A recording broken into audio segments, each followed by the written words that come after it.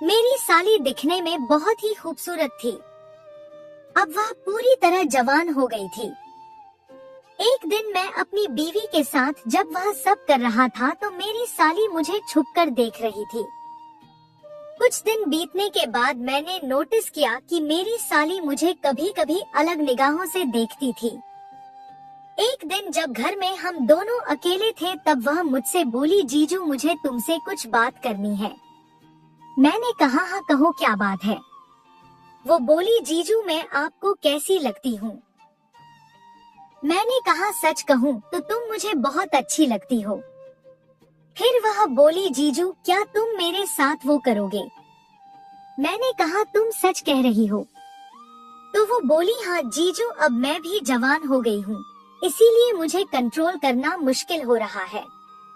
मैंने कहा, वो तो ठीक है लेकिन तुम्हारी दीदी? तो वो बोली, हम दीदी को इस बारे में कुछ नहीं बताएंगे। मैंने कहा, ठीक है। फिर कोई जगह बताओ जहां हम अच्छे से कर सके। तो वह बोली, रात को जब दीदी सो जाएगी तब तुम घर के बाहर जो टूटी वाली झोपड़ी है उसमें आना, वहां मैं तुम्हारा इंतजार करूंगी। मैंने कहा, ठीक है। सच कहूँ तो मैं भी अपनी साली के साथ वो सब करने के लिए बहुत दिनों से सोच रहा था, लेकिन आज वह मुझे खुद सामने से ऑफर दे रही थी। उसके बाद जब रात को मेरी बीवी सो गई तो मैं धीरे से उठकर घर के बाहर जो झोपड़ी थी उसमें गया। जब मैं झोपड़ी के अंदर गया तो वहाँ का नजारा देखकर मुझे बड़ा मजा आ गया। मेरी साली पूरी तरह वो होकर मेरा इंतजार कर रही थी। मैंने कभी सोचा भी नहीं था कि मेरी साली मेरी बात मान जाएगी। वैसे तो साली होने के नाते मैं उससे बहुत हंसी मजाक करता था, लेकिन जब बात उसकी आती तो मुझे थोड़ा डर लगता था कि पता नहीं वह मेरे साथ करने के लिए तैयार भी होगी कि नहीं। हेलो दोस्तों, आज की इस कहानी में आप सभी का स्वागत है। आज की कहानी बहुत रोमांचक होने वाली है, तो कहानी को आखिरी तक जरूर सुनना दोस्तों। तो दोस्तों 2 साल पहले की बात है, मेरी शादी का दिन था। बड़े ही धूमधाम से मेरी शादी हुई। उसके बाद मैं अपनी पत्नी रेणु को विदा करके घर लाया। मैं बहुत खुश था क्योंकि मेरी बीवी बहुत ही खूबसूरत थी। और सबसे ज्यादा खुशी तो मुझे उस बात की थी जो शादी के बाद होता है। उसके बाद धीरे धीरे कुछ महीने बीत जाते हैं और हमारी शादीशुदा लाइफ बहुत अच्छी कट रही थी। मेरी एक साली भी थी जिसका नाम सीमा था। वह दिखने में बहुत ही खूबसूरत थी। साली होने के नाते मैं उससे हंसी मजाक भी बहुत करता था। एक दिन मुझे सीमा का फोन आया। वह कह रही थी, जीजू मैं स्टेशन पर खड़ी हूँ, मुझे लेने कब आओगे? यह सुनकर मैं शॉक रह गया। मैंने कहा, सीमा तुम सच बोल रही हो? तो वह बोली, हाँ। उसके बाद मैं सीमा को लेने स्टेशन जाने लगा। मेरी बीवी बोली, कहाँ जा रहे हो? मैंने कहा, सीमा आई है और वह स्टेशन पर हमारा इंतजार कर रही है। तो इस बात का मेरी बीवी को भी विश्वास नहीं हुआ क्योंकि सीमा ने हमें आने की खबर नहीं दी थी। स्टेशन मेरे घर से 3 किलोमीटर दूर था, तो मैं 15 मिनट में स्टेशन पहुंच गया। मैंने देखा सीमा बड़ा सा बैग लिए खड़ी थी। मुझे देखकर वह मेरे पास आई। मैंने कहा, सीमा कम से कम तुम एक बार फोन तो कर देती। तो वह बोली, जीजू मैं तुम्हें सरप्राइज देना चाहती थी। मैंने कहा, इतना बड़ा बैग, इसमें क्या है? तो वह बोली, जीजू इसमें मेरे कपड़े हैं। अब मैं अपनी दीदी के साथ 2-3 महीने रहने वाली हूँ। उसके बाद मैं सीमा को लेकर घर आ गया।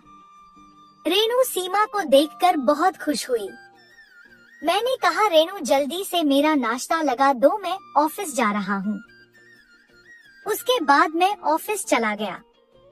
शाम को मैं जब घर आया, कमरे में आईने के सामने खड़ी होकर रेणु बाल झाड़ रही थी। मैंने उसे पीछे से पकड़ लिया, वो भी मेरा हाथ पकड़ ली। उसके बाद जब वो अपना चेहरा मेरी तरफ घुमाई तो मैंने झट से उसे छोड़ दिया और कहा, सीमा तुम अपनी दीदी के कपड़े क्यों पहनी हो और तुम्हारी दीदी कहाँ है? सीमा बोली, जीजू दीदी बाजार कुछ सामान लेने गई है। मैंने कहा अच्छा तुम थोड़ा चाय बना दो। उसके बाद सीमा चाय बनाने चली गई। मेरे दिल की धड़कनें बढ़ गई थी जब मैंने देखा कि वह मेरी बीवी नहीं बल्कि मेरी साली सीमा है, लेकिन मैं यह सोचकर हैरान था कि सीमा कुछ बोली क्यों नहीं। थोड़ी देर बाद सीमा चाय लेकर आई। मैंने कहा सीमा सॉरी। तो वह बोली किस बात के लिए? मैंने कहा कि मैंने तुम्हें रेणु समझकर पीछे से जो पकड़ लिया था उसके लिए। सीमा बोली जीजू इसमें सॉरी बोलने की क्या बात है, आपने मुझे जानबूझकर थोड़ी पकड़ा था। मैंने कहा वो तो है, लेकिन तुम्हें कैसा लग रहा था? सीमा बोली जीजू जब तुमने मुझे पीछे से पकड़ा तो मुझे बहुत अच्छा लग रहा था। उसके बाद सीमा हंसते हुए बाहर चली गई। मैंने सोचा कि सीमा मजाक कर रही होगी। तभी रेणु आ गई। वो बोली क्या हुआ? मैंने कहा कुछ नहीं। तो वह बोली देखो मैं तुम्हारे लिए कुछ लेकर आई हूँ। मैंने कहा क्या है दिखाओ। तो वह बोली अभी नहीं, अगले महीने हमारी शादी की सालगिरह है तभी तुम्हें दूंगी। धीरे धीरे वक्त बीत रहा था।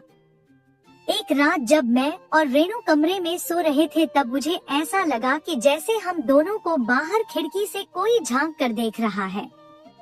उसके बाद मैं धीरे से उठा और कमरे के बाहर जाकर मैं देखने लगा। मैंने जैसे ही दरवाजा खोला तो देखा सीमा अपने कमरे में भाग कर जा रही थी। अब मैं समझा था कि मेरे कमरे में कौन झांक रहा था। जब मैं वापस कमरे में आया तो रेणु बोली क्या हुआ? मैंने कहा कुछ नहीं, बस मैं बाथरूम गया था। मैंने अपनी बीवी से यह बात नहीं बताई और उसके बाद मैं सो गया। सुबह जब मैं उठा तो रात वाली बात को लेकर मैं सीमा को देख रहा था। वह भी मुझे देखकर मुस्कुरा रही थी। जब मेरी बीवी बाथरूम में नहाने गई तो मैंने सीमा से कहा सीमा तुम कल रात मेरे कमरे में क्यों झांक रही थी? तो वो बोली जीजू भला मैं तुम्हारे कमरे में क्यों झांकूंगी, शायद तुम्हें कोई वहम हुआ होगा। मैंने कहा सीमा तुम झूठ मत बोलो, मैंने तुम्हें अपनी आंखों से देखा है अपने कमरे में जाते हुए। इतने में मेरी बीवी आ गई और मैं चुप हो गया। जब वह कमरे में चली गई तो सीमा मेरे पास आकर बोली जीजू यह सच है, मैं तुम्हें और दीदी को देख रही थी क्योंकि अब मेरा भी मन करता है। मैंने कहा सीमा मैं भी बहुत दिनों से तुम्हारे साथ वह करने की सोच रहा था, लेकिन मैंने सोचा कि शायद तुम इस बात से इनकार कर दो। सीमा बोली जीजू अगर तुम चाहो तो आज रात मेरी मशीन का उद्घाटन कर सकते हो। मैंने कहा वह सब तो ठीक है, लेकिन इस बात की तुम्हारी दीदी को भनक भी नहीं लगनी चाहिए।